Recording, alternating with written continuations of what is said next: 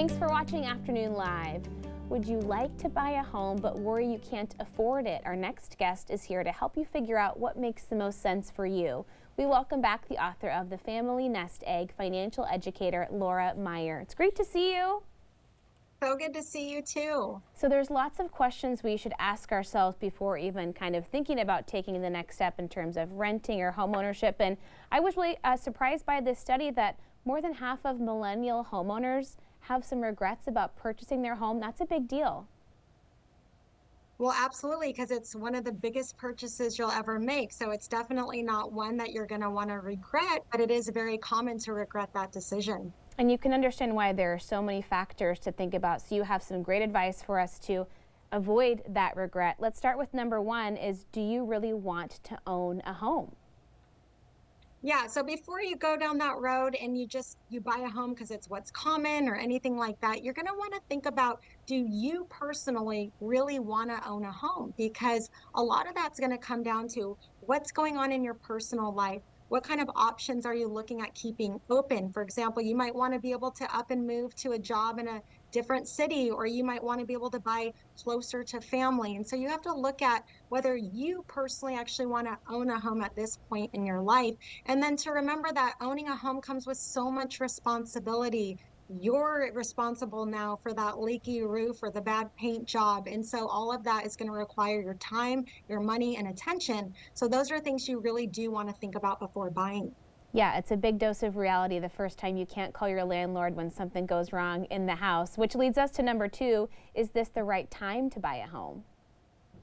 Yeah, and so of course, I'm like everyone else out there, right? We're always hearing on the reports, we're looking on Zillow, and it's just like home prices are through the roof, inventory is low, interest rates are high. And so people might see that and go, gosh, this is a terrible time to buy a home, but not necessarily. A lot of that, again, will come back to your individual situation, because we have to remember when it comes to investing or any type of purchase, it's not always such as timing the market, it's really time in the market that matters. And the sooner you jump into the home game of buying and you're writing out that mortgage longer, making payments longer, that's all more time in the market where you're building up equity over time. Yeah, that's a great point. Everybody's individual situation is so different. Okay, question number three to ask yourself, can you afford the down payment and monthly mortgage?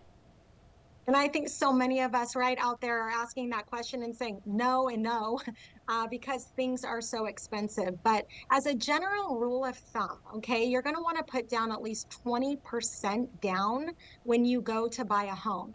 And then you don't want your mortgage payment to be more than 28% of your gross monthly income. If you're going past that, it's really going to start to take away potentially from other important financial things you need to be doing, like saving for your retirement or paying off student loans, paying down credit cards. So that's something you really do want to consider. And the good news is you can sit down with a lender. You can also sit down with a financial advisor and look at your overall financial strategies, your goals, how much money you have, and be able to really understand if you can afford to make this type of purchase right now. And if you can't, don't worry, at least then you're going to know where you need to be and what steps you need to take to get there. Yeah, it'll be way easier to make a plan moving forward if you actually kind of know what you're dealing with to begin with. Okay, number four, do you know the overall cost of your loan? Do you find that a lot of people are kind of in the dark on the exact numbers? They are, because I think if we all knew the overall cost of our home loan, nobody would ever buy a home. So often we focus on, do I have enough for a down? Do I have enough to make my monthly payment? What we don't always look at is the amortization um, on that loan. And so you can go on and Google this, but for example, with our current interest rates being around 7% for a home loan, if you borrowed $1 million for your home at 7% on a 30-year payback, you're going to be paying back 2.4 million overall. That means the interest alone on what you're paying for the home is more than even the principal amount that you're borrowing for initially. And so it is important for people to understand what that means and how they can get that down. It might mean a bigger down payment. It might be trying to do a 15-year mortgage. to try and save some of that money in interest. Yeah, it's super overwhelming. Before I let you go, I just want to quickly mention your last question. Can you stay in your home for the next 10 years? That's a big one to think about because you just cannot tell the future. Laura, thank you so much. It was great to see you. Great to see you too. The book again is The Family Nest Egg. We'll have more information on our website at katu.com. We'll be right back with more Afternoon Live right after this.